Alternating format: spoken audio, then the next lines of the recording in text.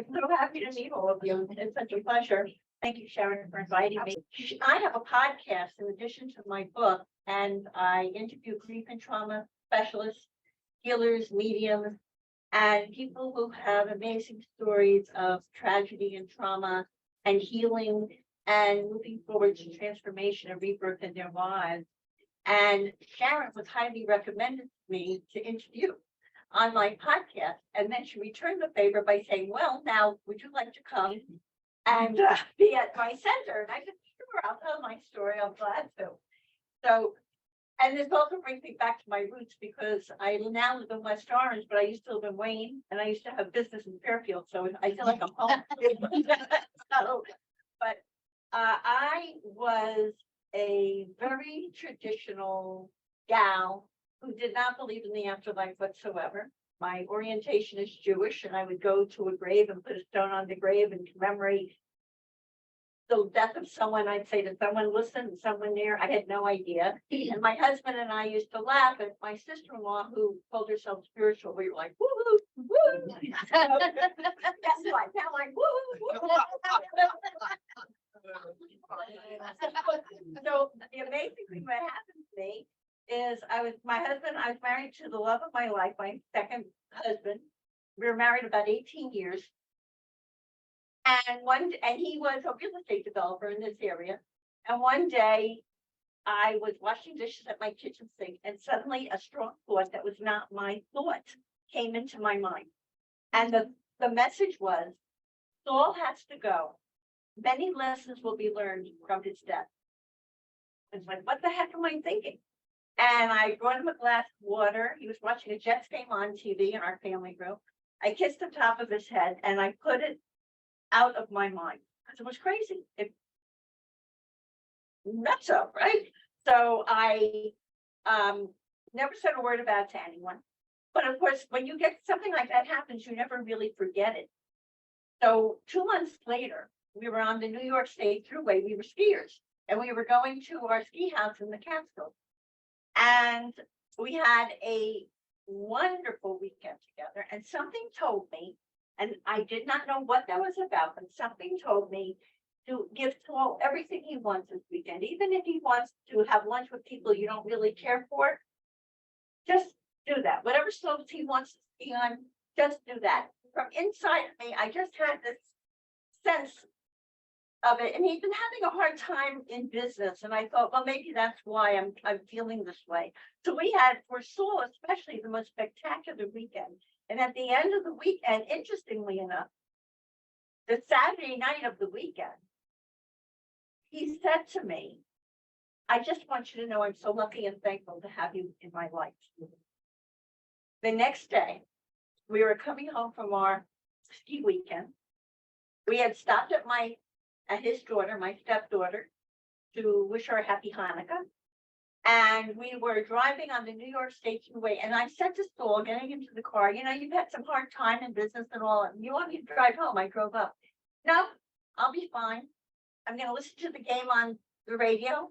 And we were on the New York State Thruway for about an hour and a half, going 72 miles an hour. And all of a sudden, I felt the car go into a huge swerve. And I looked over at Saul, and he was sound asleep at the wheel. And I called out to him, and he woke up and he saw what was happening, and he went to pull the car out of the swerve. And as he did, we started to rise up into the air for the first of 4 flips. And I pulled myself together, and as the car started to rise up, it was like I was in a gigantic roller coaster. And each time the car flipped, it hit hard on the right side. I had 4 major surgeries as a result of the accident over 4 years, but I was conscious and aware of everything. And as we took off for the first flip, another message came into my head, and it said, he's not going to make it, you are. And we flipped hard, we hit hard each time and landed upside down in a ravine. And I looked over at my husband. I'd now been told twice that he was going to go. And I said, Salty, are you okay? And indeed, I was upside down next to the shell of my husband, and he was gone. And I said, oh my gosh. And in that moment, I got that there is more, that we go on. And I even had the feeling that he was still with me And I saw a helicopter land. We held up traffic on the New York State Thruway for 2.5 hours. And I saw a helicopter land, and these EMTs jumped out of the helicopter, and they were pushing my car, and they righted it onto the road. We held up like traffic for 2.5 hours, and so there was a lot going on. And one of the EMTs reached his hands through my shattered window and began to pull me through the window of my car. And as he did, an unemotional male voice, and I always tell ladies, I wish I could tell you it was a female voice, but it was a male voice, boomed into my head and said to me, "Be loving and kind to everyone," as they laid me on the side of the road. Well, I don't know about you, but that would tend to change yourself if they're multiplying. I mean, now I'm like bleeding to death, and I did not know this. I later needed 19 stitches in an artery in the bottom of my foot and 2 blood transfusions. My collarbone was reversed inside my shoulder. I lost an ACL in my knee, my eye. I had detached retina, but be loving and kind to everyone. I immediately changed from being concerned about myself. I lost my husband to saying to the EMTs, "What's your name? Bless you. It's the weekend before Christmas. Thank you for helping me." They helicoptered me to this emergency trauma center, and the doctor came over to me and he said, "I need to tell you that you have quite a patchwork quilt that on the bottom of your foot that I need to fix. And I also need to tell you that your husband is gone." And I said, "Doc, I have to tell you, I'm the luckiest woman in the world that I had his love for the years that I did. It totally changed me." And I wanted to know each nurse's name. When my stepdaughter came, after the kids were informed and she fainted and they went her up, they said, "Sandy, I love you. I will never hurt you." And she said, "I know," and she ran out of the room. So much so that 3 months after the accident, I got a call from the assistant to the surgeon who operated on me, and she said, "I just need to let you know, Irene, you changed lives in the emergency room that night." And I said, "Trish, I had a spiritual awakening, and it's changed my life, and thank you so much for that." Well, now, 6 weeks after the accident, I'm in grieving hell. I mean, aside from the messages, and I know something's up, but what is it? And in the meantime, I'm dealing with stepchildren and funeral arrangements and business problems and all the earthbound horror that you deal with. And I'm in a wheelchair, and I'm on crutches, and all of it. And my husband, business partners, and things that I have to now deal with, they're coming through, and I mean, all kinds of things. But I knew something was up. What was it? About 6 weeks after Saul died, after the accident, I get a call from my dry cleaner. Now you can tell already, I'm very friendly. I talk to everybody, right? So my dry cleaner calls me and he says, "Irene, I don't usually tell this to people, but I feel like you're very open-minded. And I want to tell you that I need to tell you that 8 years ago, my oldest son died of a drug overdose. So my wife and I were devastated. And we went to grief counselors and psychologists and all kinds of people, and no one could help us until we found out that there are people who can communicate with the soul on the other side." And he said, "We have spoken to," and they had spoken to quite a few, George Anderson, and quite a few famous mediums. And he said, "There's a new guy who's going to be very famous one day." And in this crowd, I can tell you, I was in Wayne, and my dry cleaner lived in Fairlawn, and he said, "And he's going to be appearing at the Secaucus Hilton. If you take your car and come to my place in Fairlawn, I'll drive us to the Secaucus Hilton." I'm telling you this for a reason. Well, I was just out of my wheelchair. Of course, that's spirit plans.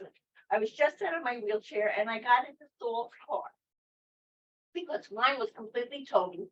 And 6 months later, there were still pieces of my car on the side of the road. And we got to the Secaucus Hilton, and the young man greets my dry cleaner and says to me, "I don't even want to know your name. Go upstairs." And there were 35 people sitting in a room before voice recorders, and each one of them, about half of them were those who were breathing, and the other half were people taking notes. I had no idea, but I knew something was up. It was like Saul waited a half an hour for me to get broken into what was going on with these amazing messages coming through to people. And all of a sudden, the medium, who was John Edward before he was famous, and it didn't even cost me anything. through my dry cleaner. John Edward says, I'm getting a message from a soul on the other side. He's talking about Dr. Pepper, my dry cleaner. Don't start writing. Saul's brother was an advertising executive on Madison Avenue, and 15 years before he met me, Saul's brother put Saul's name in a Dr. Pepper commercial that Dr. Pepper was coming east from California. And let's talk to the man on the street, Saul Weinberg. What do you think about Dr. Pepper? I used to say, here I am driving down Route 46, and my brother says, tune into the radio at this time. I almost drove off the road. You know, he put me in the ad. So now Saul came through, and for 40 minutes, he's telling me he died in a different state than where you live. Who's Matt? That was my son. Who's Bruce? That was my stepson. He's telling me you're wearing his skier charm under your blouse.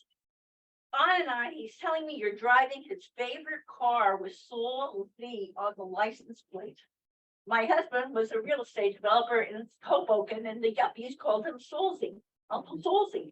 So it's like I still have the license plate at home, Saul Z. And on and on and on and on. And I mean, I was like blown away. And who was the first person I could call to share this wonderful news with? My sister-in-law, who I thought was crazy.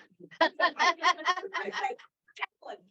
just heard from Saul, and she said, thank God, because 2 weeks after he died, I got messages for you. And there were messages about each of the children. And one of the messages was, you're inheriting a mess with business. I'm sorry, but it's going to be 4 deals that coming through, 3 will work out, 1 won't. That's exactly what happened.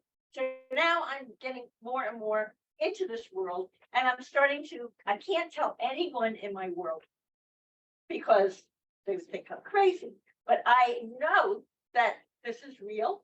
And I start going to mediums and healers and different people, and a message keeps coming through. There's a divine plan. You and soulmates for many, many, many lifetimes. You had a plan before you came into this lifetime, that if certain things didn't work out for him, he was going to go first, and you were going to work together between the veil. I'm like, what? What? we're supposed to do what? And so, but it's him. He comes through one medium. He came to describe his toes, describe the outfit he was wearing the night he died, describe the first meal I ever made him, the first way he ever kissed me. I mean, it was him, and I would do anything for him. So now I'm supposed to write a book. One thing leads to another, and I find myself working with a woman who channeled him from the other side, and I start asking questions. By the way, I have to say it was a wonderful thing that Spirit gave me, because I was grieving on so many different levels, but I had this focus that I had this project to work on. And I started asking him all kinds of questions. What was it like for you when you crossed over? And by the way, yes, bagels, page 8. And if you want lobster cream cheese, you can find out. But what was it like when you crossed over? What does heaven do about evil? What's the deal with soulmates? And I started asking all these questions, and he started coming through, and he started telling about his experiences. And how I knew it was real is because one day she was sitting at her computer, and I had healthy skepticism through the whole time. And one day she was sitting at her computer, and she said, you know, he's telling me you had these amazing past lives, and he's giving me the continuity of many of your past lives. And he's saying that you first met, you were a young boy in ancient Israel, and he was your rabbi, and he was in what they called the yeshiva, which was a school in Israel in the old time. They still have yeshivas today. And she said, and I'm trying to ask him what your name was. She was Methodist. She had never heard a word of Hebrew in her life. And she said, I'm trying to find out what your name, I'm getting a really weird name for you in that lifetime. He keeps telling me you were such a good little boy. And the name sounds like Yellow Tov. I was like, oh my God, Yellow Tov is Hebrew for a good little boy. So that's how, and then I got my name in that lifetime. The book started to take shape. And I got all my courage together, and I came out with the book, and I started talking with people and doing all these things. And it was, my story really helped people a lot, because, you know, I didn't, like I said, I didn't believe in it. And this amazing thing had happened to me. And I started working with a medium, and as a business manager and opening up to this world. Fast forward, one day I'm sitting at my desk doing my thing, and all of a sudden the word podcast comes into my head. And I go to my publicist, I'm a baby boomer. What's a podcast? I had no idea. And she said to me, oh, I can help with that. So now I'm thinking to myself, I guess I'm being told this is my next step. Who am I going to interview? And I thought about the fact that when I was going through all my grieving and pain and healing, I had worked with a life transition coach. I opened up to energy work. I was working with mediums. And the thing that motivated me more than anything is that when they pulled me out of the car, aside from be loving and kind to everyone, I thought to myself, my husband was buried on my son's 21st birthday. And I thought to myself, I have to get through this and move forward because I have to show my son that you can get hit by a grenade in life and come through it because he's got a life in front of him. And I knew I needed to role model that for him. I did not know how I was going to do that, but I was going to do it. And he told me about 4 years after the accident, Irene, there has been nothing better. Irene, he said, Mom, there's been nothing better than seeing you. How he put it was, there's been nothing worse than seeing you in total despair, and nothing better than seeing you be able to have joy again. So I decided to name the podcast Grief and Rebirth, Finding the Joy in Life. And I decided from my own experiences to interview grief and trauma specialists, healers, mediums, and people who have amazing stories of going from the swamp of suffering with all the dark nights of the soul and the things that happen to know that you can heal and you can drop that backpack of pain and you can move on in your life. And I have a website, on my website, I have all kinds of healers who people can get on the site and listen to their interviews and decide who they would like to go to and see and all of that. And the podcast, for me, it's miraculous. I'm amazed and humbled. It's now in 17 countries and it's growing. It's meeting a need and it's growing like crazy. And I'm meeting the most amazing, wonderful, incredible people. And I'm a bridge. I feel that I'm a bridge and I'm doing my job. I got given, it's part of a divine plan, and Saul is doing everything he can from the other side to work with me. And I know it now, and I'm very in tune with the messages and what's happening. And I follow the cues and I move forward, and it's always like the natural next step. I'm just very aware of listening to spirit and listening to direction and working with people who I discern to be authentic and real. And of course, in every world, you have people who are not. And that's part of the learning too. And I tell that to people also. So my book talks about not only my story and what happened to me and my past lives, and some of them were pretty juicy, I have to tell you. Pretty amazed. And then it also talks, and then it moves forward to the lessons that I learned. And now, even fast forward more with the podcast, I am blessed to be able to be a bridge for many people who are getting healing. I have had people tell me they lost a child and they live for the interviews to drop into their inboxes every week. I've been told that, the best, one of the most heartwarming testimonials I received, and I know that this is all divinely meant, one of the most amazing testimonials came from a psychologist, and she said, I've been a psychologist for 30 years. And she said, I have to tell you that every time I hear your podcast, I learn something new. And I see your passion to help people to get to healing. And please don't stop. The world needs us.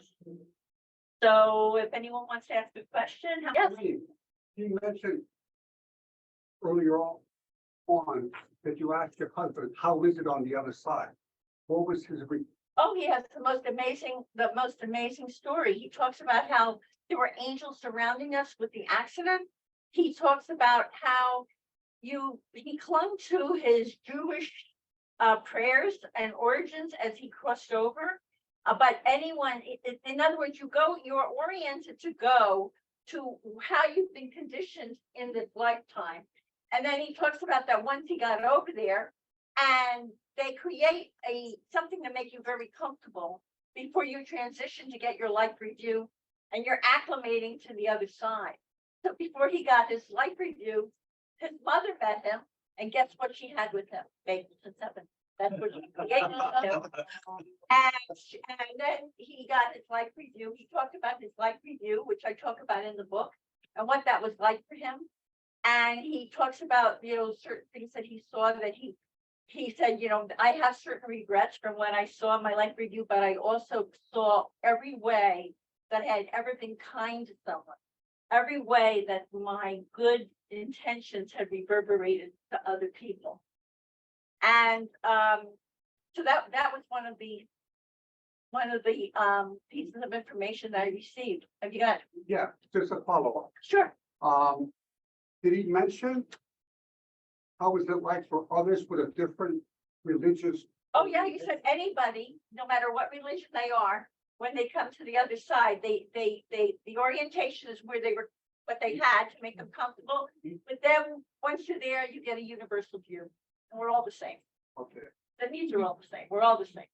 so there's like There's a reorientation. Well, that's home. Yeah. So what's happening is the school. Mhm. And you literally, through your life review, you review what you came here to learn and how you did. But there's no grades on the other side. You land at a plane that matches your vibration that you had. And there's no judgment. I even asked them, I said, with people with evil, and he talked about what happened in that case too. And he describes in the book how this man was very selfish and dysfunctional and hurt his family, and they turned to drug addiction and all kinds of things. And he had to feel that pain, and he had to witness that. And on the other side, he was working all the time, radiating love and trying to help his family from the other side. So it's not tremendous comfort when you're here and you're seeing people who are so terrible, but they do get the picture and the feelings of everything they did when they cross over. Is that like being in hell? Is that what it's? There's no help. There's no help. But that going through that. I'll tell you a funny story. I had a very abusive father, and I always say that at my father's funeral, there was not a wet eye at his funeral. Everyone was more like, "What took you so long?" Sorry, I've done a lot of healing around.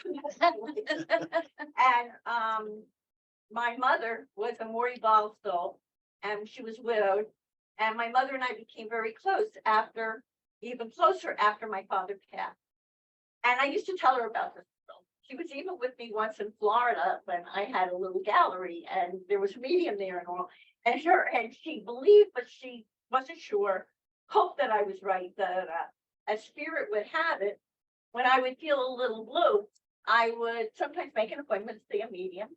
And so about 2 or 3 months before my mother passed, and I didn't know when she was going to pass, she was in assisted living, I made an appointment to talk to a medium who lived in England. Just because I knew her, I had interviewed her, and I said, let's make an appointment. And the appointment was for May 5th, and this was in March. And all of a sudden, the morning of May 5th, I got a text message and it said, Irene, something's come up and I can't make our appointment today at 10:30. But from England and New Jersey, how about 5:30 this afternoon? Would that work for you? And I said, sure. My mother passed at 3:57 p.m. that afternoon. And at 5:30, about an hour and a half after my mother passed, the medium said, I'm getting a message from a woman, feels like a mother figure. My mother described how she crossed over. She said how my grandfather met her.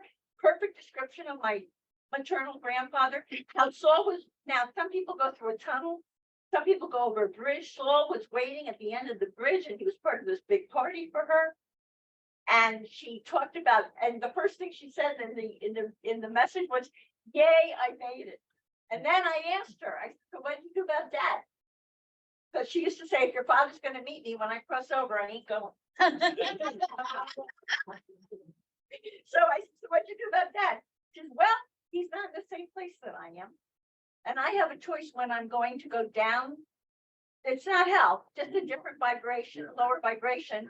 I'm going to, decide when I'm going to go to see him, but I'm not ready yet.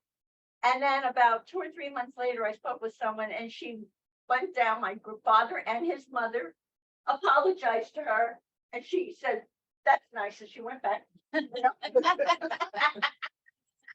her spot. Ask if there's gonna be another book. Oh, people keep telling me I keep getting messages, there is gonna be another book, and I was just interviewed for a documentary also. There's a man who wants to do a documentary about the soul. And he loved my story so much and what I'm doing that he interviewed me about 2 weeks ago. So I'm following the trail, whatever it is, I'm just open and I keep getting shown and I keep making the steps. And I guess it includes being here today.